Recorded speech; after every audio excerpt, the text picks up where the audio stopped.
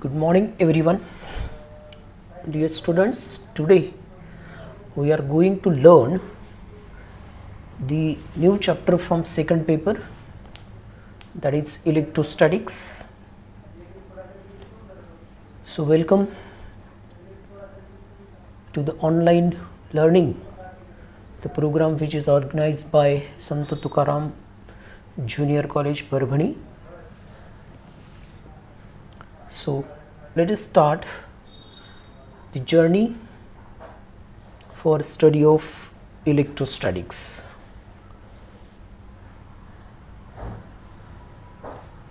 So, first definition of electrostatics.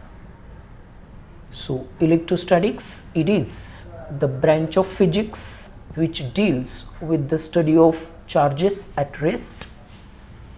It is called as electrostatics. Definition of electrostatics: the branch of physics which deals with the study of charges at rest is called as electrostatics. What is meant by charge? We will study it later on.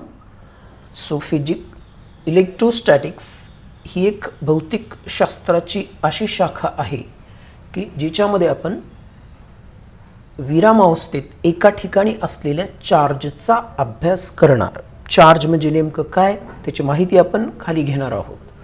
So electrostatics, it is the branch of physics which deals with the study of static charges at rest. Study charges at rest, it is called as electrostatics. So what is the history of this charge? So this material is called as amber. It was found, or it was observed by the different eminent personalities related with science studying in the country of Greek. And this amber was first observed in 600 BC, that is before Christ, by Thales, a philosopher in Greek.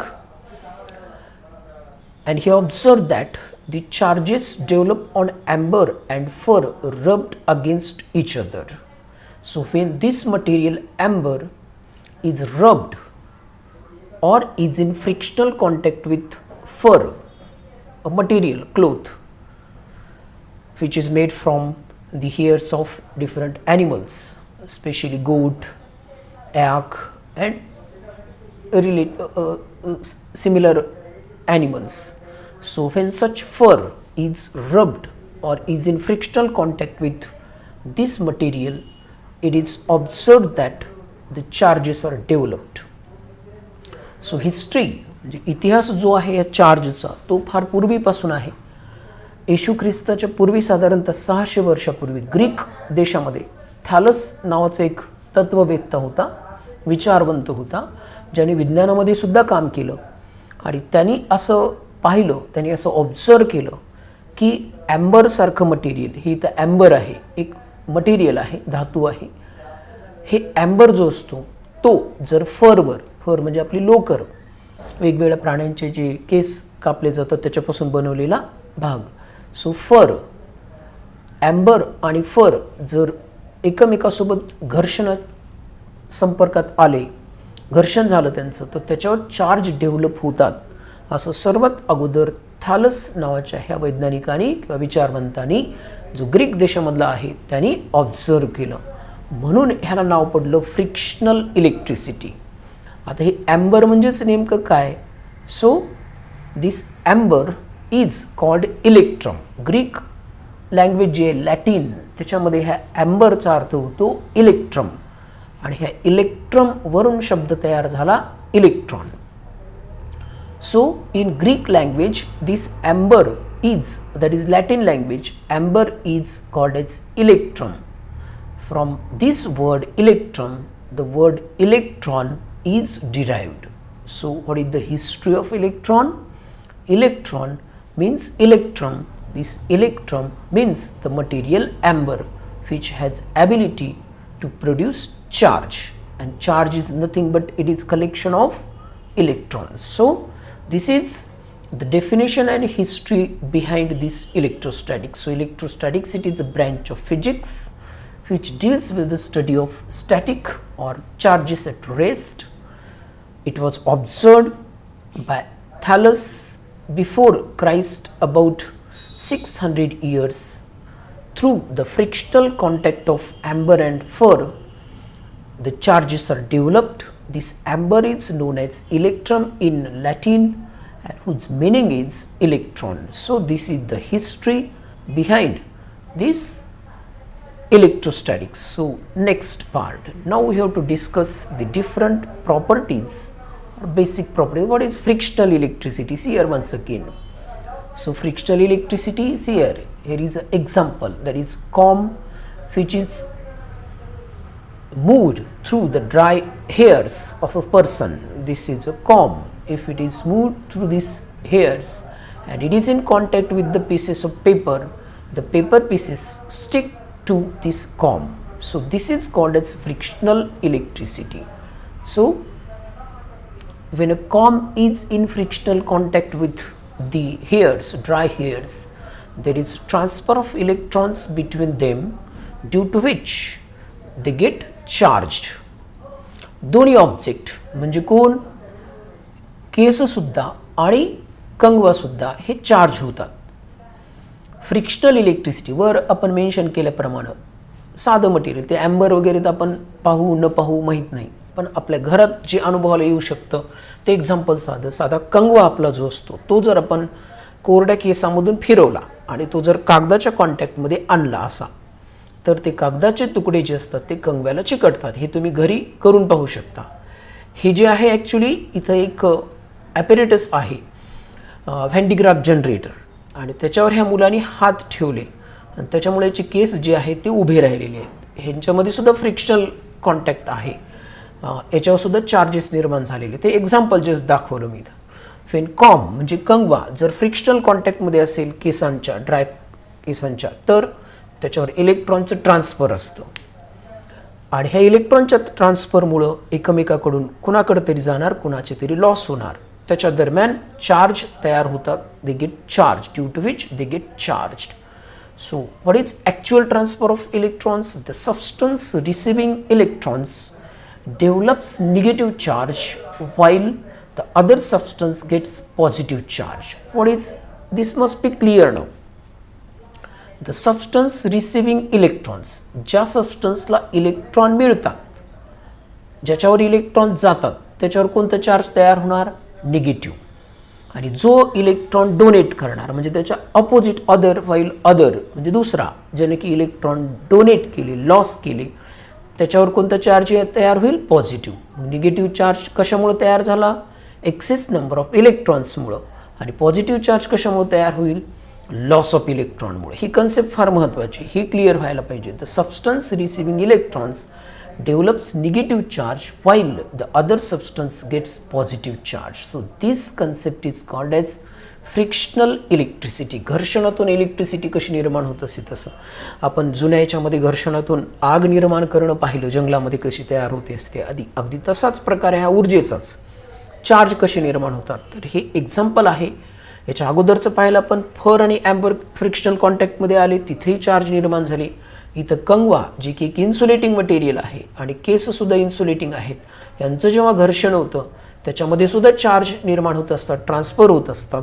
आणि ते transfer झालेले charge ठरवतात की negative charge कसा, positive कसा. मग negative कधी म्हणणार? इलेक्ट्रॉनचा जर लॉस असेल, ज्या सबस्टन्सला इलेक्ट्रॉन मिळाले त्याच्यावर निगेटिव्ह चार्ज तयार होतो आणि ज्या सबस्टन्सनं इलेक्ट्रॉन डोनेट केले त्याच्यावर पॉझिटिव्ह चार्ज तयार होत असतो. हे झालं फ्रिक्शनल इलेक्ट्रिसिटीची माहिती. आता हे महत्त्वाचा पार्ट आपल्याला स्टडी करायचं, basic properties of electric charge. त्याच्यातली सर्वात पहिली property additive nature of charge. ज्या बेसिक प्रॉपर्टी आहेत चार्जच्या त्यांच्यापैकी पहिली आहे ॲडिटिव्ह नेचर ऑफ चार्ज. म्हणजे चार्जची बेरीज आणि वजाबाकी कशी होत असते. बघा ही फिगर इथं दाखवलेली आहे.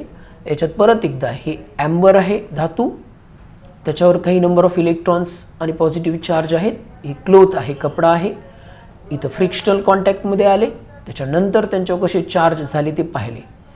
तर बेसिक प्रॉपर्टी जी आहे त्याच्यातली पहिली आहे ॲडिटिव्ह नेचर. ॲडिटिव्ह नेचरमध्ये the total electric charge on an object is equal to the algebraic sum of all the electric charges distributed on different parts of the object.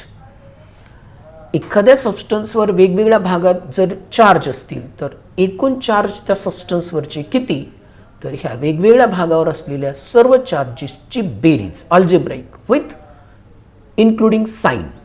आता इथं बघा याच्यावर प्लस 2 चार्जेस आहेत आणि 2 मायनस आहेत, एकूण बेरीज किती झाली +2 - 2 0. ह्या कपड्यावर बघा प्लसचे चिन्ह तुम्हाला 3 दिसतील म्हणजे पॉझिटिव्ह चार्ज 3, निगेटिव्ह चार्ज 3, एकूण बेरीज 0. न्यूट्रल झालं बी मध्ये ट्रान्सफर जे इलेक्ट्रॉनचं वगैरे होतं ना ते दाखवलं इथं. इथं पहा प्लस चार्ज आहेत 2, 1 इथं 2 आणि मायनस आहेत 1 2 3 4, एकूण किती झाले मायनस, म्हणजे इथं कशाची संख्या जास्त झाली इलेक्ट्रॉनची. आता इथं पहा प्लसचे चिन्ह दिसत तुम्हाला 3 म्हणजे प्लस पॉझिटिव्ह चार्ज आहे 3, एक इलेक्ट्रॉन आहे, निगेटिव्ह टोटल चार्ज झाले +2 म्हणजे इथं कशाची संख्या जास्त झाली प्रोटॉनची संख्या पॉझिटिव्ह चार्जची, म्हणजे इलेक्ट्रॉन कमी प्रोटॉन जास्त, इथे इलेक्ट्रॉन जास्त म्हणून negative charge. So the total electric charge on object is equal to algebraic sum of all electric charges distributed on different parts of the object. So this is additive nature of charge. Next, in case of an atom, total positive charge on the nucleus is equal to the total negative charge on revolving electrons. Therefore, the total charge on atom is 0. That is, the atom is electrically neutral. Atom जो असतो पदार्थाचा, it consists of revolving electrons. Also at the center there is a combination of protons and neutrons. That central part is called nucleus. In nucleus there is presence of protons which are positive charge, neutrons which are neutral. But it must be clear that whatever may be the number of protons in the nucleus, there is similar number of electrons revolving around the nucleus. Means total negative charge of electron, revolving electron, is equal to total positive charge of protons which are present in the nucleus. If we combine this like this, the total charge becomes 0. Means in an atom total charge is 0, so atom is electrically neutral. कुठलाही पदार्थाचा item जो असतो त्याच्यामध्ये सेंटरला जी छोटीशी जागा असते त्याला आपण न्यूक्लियस म्हणत असतो, केंद्रक म्हणत असतो. केंद्रकात कोण असतात चार्ज नसलेले न्यूट्रॉन आणि चार्ज असलेले प्रोटॉन, तेही चार्ज कोणता पॉझिटिव्ह, त्याच्या भोवतीची रिकामी जागा असते त्याच्यामध्ये इलेक्ट्रॉन जे निगेटिव्ह चार्ज असतात ते काय असतात फिरत असतात. जेवढी संख्या न्यूक्लियसमधल्या प्रोटॉनची असते तितकीच संख्या फिरणाऱ्या इलेक्ट्रॉनची असते. म्हणजे एखाद्या ॲटममध्ये जर 10 इलेक्ट्रॉन असतील तर 10 प्रोटॉन सुद्धा असतात. मग ॲटममध्ये कंबाईन निगेटिव्ह चार्ज -10 इलेक्ट्रॉनचा +10 प्रोटॉनचा, -10 + 10 0 म्हणजे टोटल ॲटमवरचा चार्ज झाला 0. म्हणजे ॲटम हा इलेक्ट्रिकली न्यूट्रल असतो कारण एकूण संख्या पॉझिटिव्ह चार्ज प्रोटॉनची बरोबर असते, एकूण संख्या निगेटिव्ह चार्ज इलेक्ट्रॉनची, टोटल संख्या झाली 0 म्हणून एकूण चार्ज त्या सबस्टन्सवरचा येत असतो 0. So in atom or how atom is electrically neutral, it is explained using this additive nature of the charge. So this is the basic property. Next, second property, it is quantization of charge. What the basic properties we are studying. So second very important property is quantization of charge. This is very important as far as the 12th standard, 11th standard electrostatic syllabus is concerned. So what is quantization of charge? There was a scientist whose name was Millikan. He performed an experiment called as oil drop experiment to study the nature of charge or to find the very smallest charge on particle. And in his experimental conclusion, he observed that the charge on any object, especially that oil drop in his experiment, in generalized it is object, is equal to the integer multiple of charge on electron. This is known as quantization of charge or discrete nature of charge. What is meant by quantization of charge? It is observed by Millikan through the conclusions made from oil drop experiment that charge on oil drop is found to be the bunch of electron, that is collection of electrons or collection of protons, and that collection of proton or collection of electrons is, that is, integer multiple of charge on either electron or proton, and this is known as quantization of charge. Millikan नावाचा एक scientist होता, यांनी एक experiment केला oil drop मेथडचा, आणि त्या oil drop मेथडच्या एक्सपेरिमेंटमध्ये ड्रॉप जे असतात ते खाली पडत असतात आणि इलेक्ट्रिक फील्ड लावून ते ड्रॉप त्यांनी स्टेशनरी केले, मध्ये थांबवले आणि त्या थांबलेल्या ड्रॉपवरची चार्ज मोजली आणि त्याचं ऑब्झर्वेशन असं होतं की त्या ऑइल ड्रॉपवर आलेला चार्ज हा इंटिजर मल्टिपल म्हणजे 1 पासून तर इन्फिनिटीपर्यंतचा कुठलाही नंबर त्याच्यात येऊ शकतो, इतके नंबर ऑफ इलेक्ट्रॉन किंवा प्रोटॉन त्या ड्रॉपवर असू शकतात. मग ते 100 असू शकतात, 10 असू शकतात, 50 असू शकतात.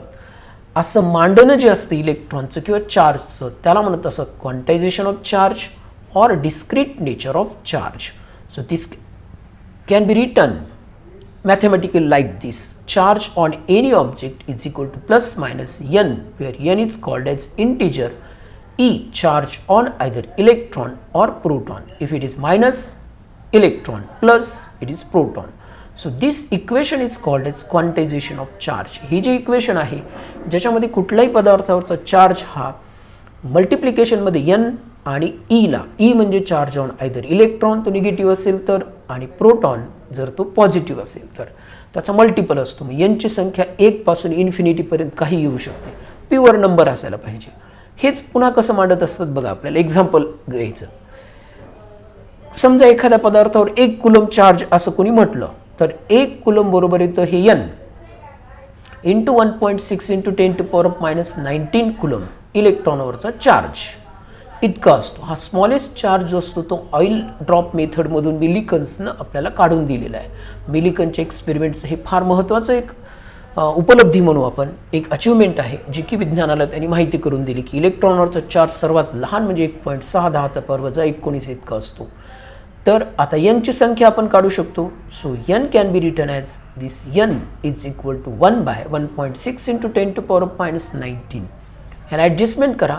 1.6चा डेसिमल पॉईंट काढला तिथं 10 येतील, खाली 16 येतील. हे -19 जर वर गेले, so if -19 is taken to denominator numerator side, you can write this as into 18 10⁻18 into 110, it is 100/16. After division 100 divided by 16, it is equal to 6.25 into 10⁻18. So this is actual number of electrons or protons on 1 coulomb charge. 1 coulomb charge म्हणजे किती तर 6.25 गुणिले 10⁻18 इतके एकतर electron किंवा एकतर proton. कुणी आपल्याला म्हटलं की एखाद्या सबस्टन्सवर 1 कुलम निगेटिव्ह चार्ज आहे, याचा अर्थ त्या सबस्टन्सवर 6.25 गुणिले 10⁻18 इतके इलेक्ट्रॉन आहेत. जर कुणी आपल्याला म्हटलं की एका ऑब्जेक्टवर 1 कुलम पॉझिटिव्ह चार्ज आहे, याचा अर्थ त्या ऑब्जेक्टनी इतके इलेक्ट्रॉन डोनेट केले, म्हणजे तिथं कशाची संख्या उरली, प्रोटॉनची एवढी संख्या. हे बघा क्वांटायझेशन ऑफ चार्ज. इथं एकटा इलेक्ट्रॉन, इथं 2 इलेक्ट्रॉन, इथं 3 इलेक्ट्रॉन, इथं 4 इलेक्ट्रॉन, हे प्रत्येकी मांडणं म्हणजेच क्वांटायझेशन. इथे किती आले 1 2 3 4 5 6 7 electron. Q equal to 7 into E. हे इलेक्ट्रॉन असू शकतात किंवा प्रोटॉन असू शकतात. ह्याला म्हणत असतात quantization of charge. So it is clear now this. Thus, in 1 coulomb charge, the number of electrons present is equal to 6.25 into 10⁻18. So this is number of electrons or proton present in 1 coulomb charge, whether it is negative or positive. So this was explanation of quantization of charge. Next part we have to learn the property, basic property, that is conservation of charge. What is conservation of charge? For an isolated system, combine object असतील, frictional कॉन्टॅक्टमध्ये असतील, So for an isolated system, the charge cannot be created nor destroyed. The total charge on the system remains observed. If there are two bodies in frictional contact, one body may lose electron, another body may get electron. So if we add the electron, it is clear that the total charge on the object remains constant. It is called as conservation of charge. So for an isolated system, the charge cannot be created nor destroyed. The total charge on the system remains conserved. म्हणजे कुठल्याही सिस्टीममध्ये isolated, जी दुसऱ्यांच्या कॉन्टॅक्टमध्ये नाही, तर frictional कॉन्टॅक्टमध्ये दोनच object असतील, ह्या सिस्टीमवरचा चार्ज असतो तो आपल्याला निर्माणही करता येत नसू शकतो आणि नष्टही करता येत नाही. म्हणजे टोटल चार्ज त्या सिस्टीमवरचा हा कॉन्स्टंट राहत असतो. ह्याला म्हणत असतात कन्झर्वेशन ऑफ चार्ज. हे झालं त्याचं एक्सप्लेनेशन. तिसरी प्रॉपर्टी, बेसिक प्रॉपर्टी. चौथी बेसिक प्रॉपर्टी आहे फोर्स बिटवीन चार्जेस. हे आपण मागच्या तासामध्ये कुलम्बच्या लॉ ऑफ इलेक्ट्रोस्टॅटिक्स पाहिलेला आहे.